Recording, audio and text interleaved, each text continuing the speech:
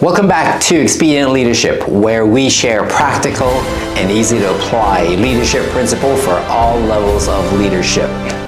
I'm Jerry Louboutin, your fellow student of leadership.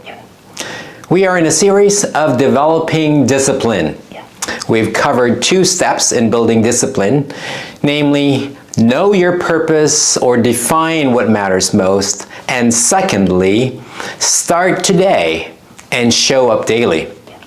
Today, we'll address step 3 in building discipline. Have you ever worked with someone who shows up at 7:55 but doesn't actually start working until 8:15? They arrive, they put their bags down, head to the pantry, grab a cup of coffee, maybe chat a little bit, scroll through their phone, and 20 minutes later, they finally sit down and start working. I call that a distracted start. The truth is, this doesn't just happen at work. It plays out in a lot of our lives. A lot of people have great ideas. They have great goals, they have big dreams, but they never launch them because they're too busy with too many other things. Here's the reality. Disciplined living is focused living. When I'm disciplined, I'm clear on what I want to accomplish. And once I'm clear, I intentionally direct my energy towards that one thing. But discipline is fragile, especially in the early stages. And one of the biggest enemies of discipline is distraction. Discipline is built on habit, and habits need simplicity to survive. And when life gets complex, too many commitments, too much noise, too many inputs, we lose focus.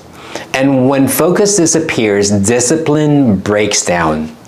So, step 3 in building discipline is this: simplify by removing the clutter, the non-essentials, the unimportant.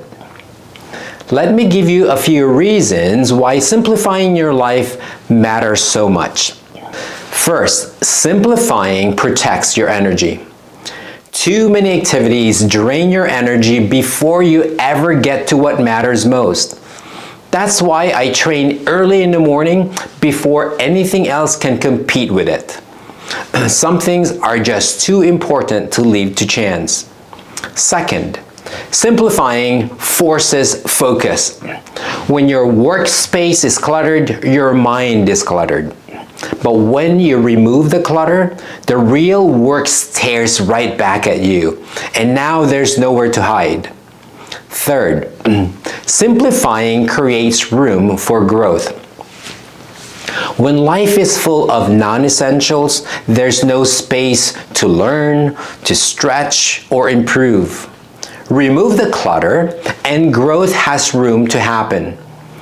Fourth, simplifying fuels creativity. Focus allows you to actually solve problems instead of reacting to noise all day. And finally, simplifying puts you back in control. A cluttered life quietly says, "I'm overwhelmed." And a simplified life, it says, "I decide where my energy goes." So how do we actually simplify? First, simplify your activities. I used to think success meant being good at everything, so I tried everything: singing, cooking, building, playing instruments, until I realized I wasn't great in any of them and I was just wasting time. John Maxwell once said, "The best you can be at something you're not gifted in is average." And who's aiming for average? Stop chasing everything. Busy does not equal success. Second, simplify your thinking. What you allow your mind shapes who you become. What you watch, who you listen to, what you repeatedly tell yourself. I can't, I'll do it later. These are mental clutters. Even past failures, labels, and judgments, you don't need to carry those anymore. Ask a better question. What should I do today to become who I want to be tomorrow? Be careful of your self-talk. Third, simplify your calendar. I used to fill every hour of my day. It felt productive. But more activity didn't bring more success. It simply pulled me away from my purpose. Jim Rohn said it best. A yes to the unimportant is a no to the important. We think that being productive makes the day a success.